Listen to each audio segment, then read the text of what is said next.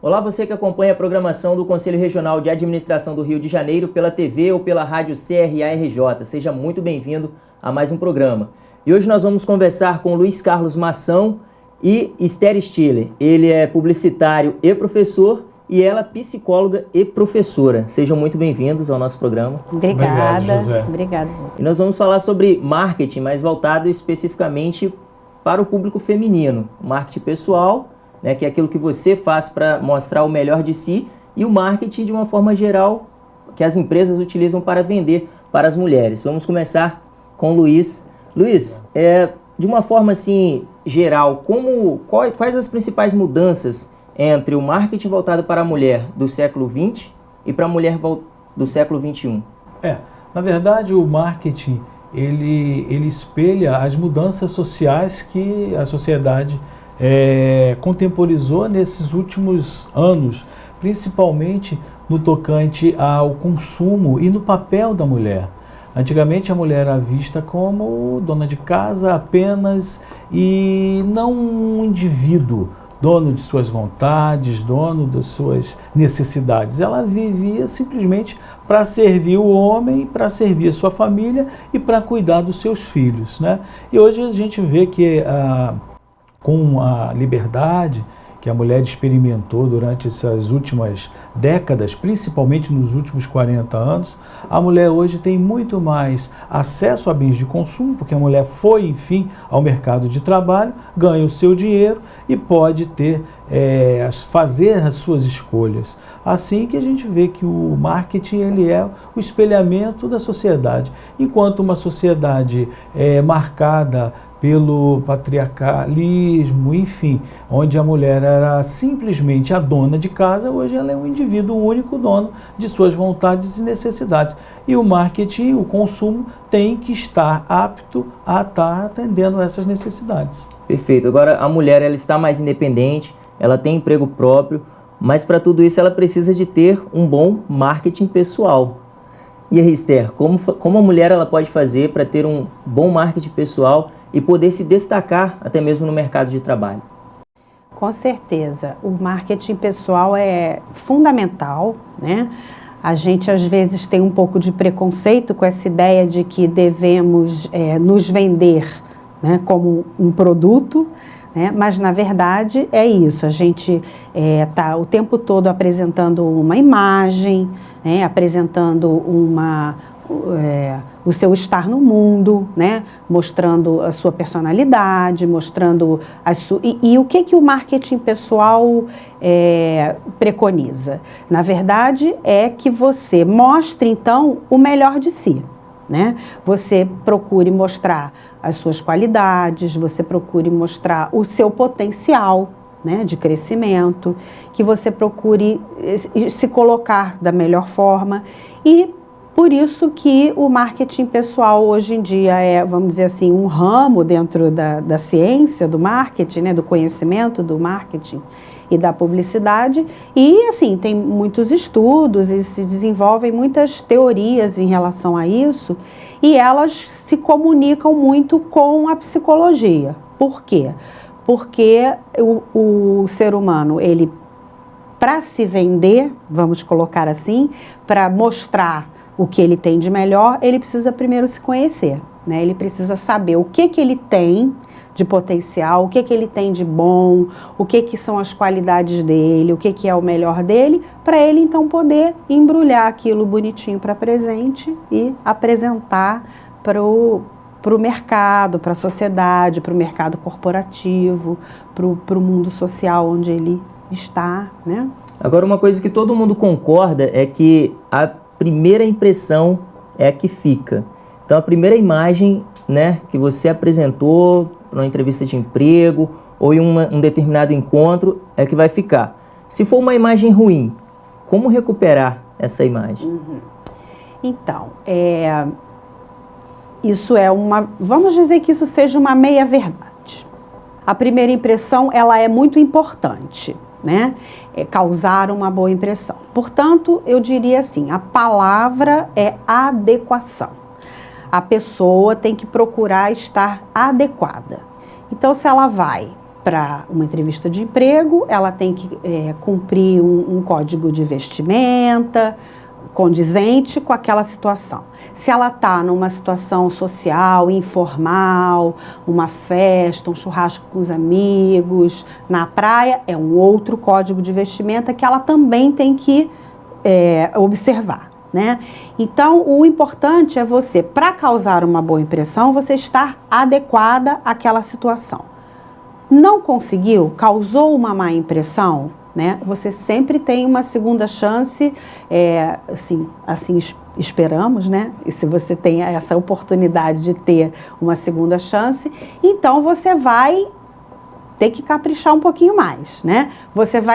Talvez você não consiga remover aquela má impressão, mas você consegue sobrepor uma outra impressão àquela impressão ruim, né? Então a pessoa vai dizer assim: eu tive uma impressão ruim da Esther, mas na segunda vez que eu a vi, ela já foi assim tão agradável. Na verdade, talvez ela não seja uma pessoa assim tão antipática, talvez ela não estivesse... Então, se você consegue se apresentar de uma outra forma, você pode estar dando àquela pessoa que está te vendo, que está te julgando, que está te observando, uma chance dessa pessoa também reformular a impressão, vamos dizer, ruim que ela teve de você. Porque todo mundo tem os seus dias ruins também, né?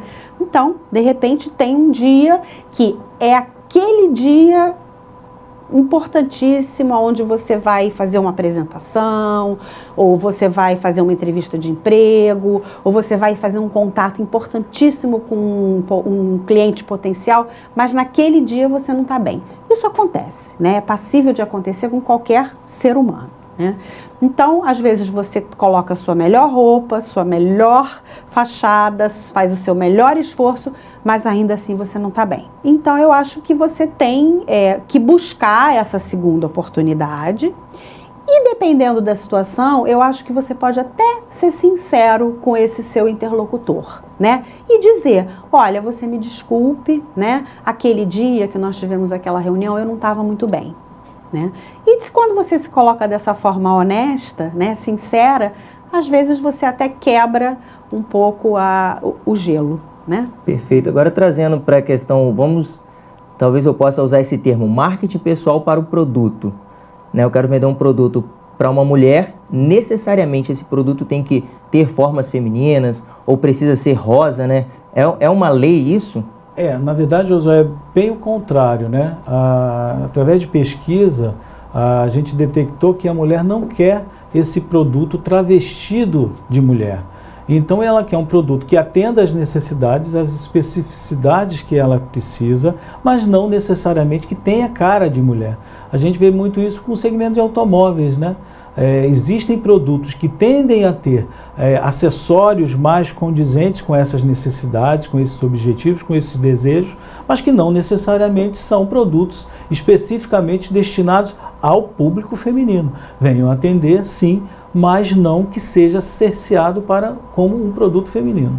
Agora, além de estudar a questão do mercado de uma forma geral, o que a grande massa precisa, qual a importância de conhecer também aquilo que é o sentimento das pessoas para se produzir um bom produto?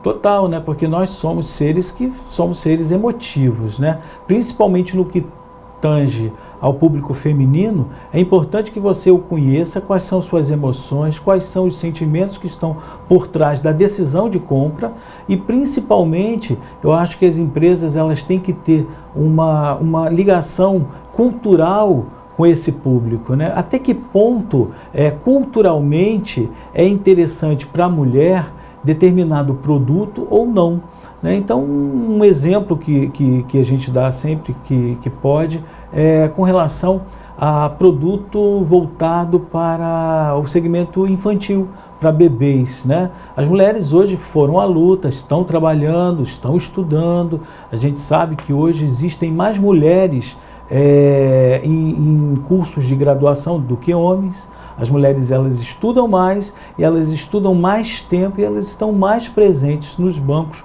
das universidades do que os homens, né? E cada vez mais a mulher, com sua tarefa dupla, ao chegar em casa, depois de ter deixado o filho com a empregada, ou com um parente, ou com uma vizinha, ela tende simplesmente, ao invés de abrir um produto, que é um produto artificial, uma papinha infantil, ela quer ela mesma preparar a comida do seu filho, mesmo cansada depois de um dia de trabalho, mesmo depois da faculdade, ela chega, ao invés de abrir simplesmente um potinho, ela faz uma batata amassada, uma sopinha, bate no liquidificador, ela se sente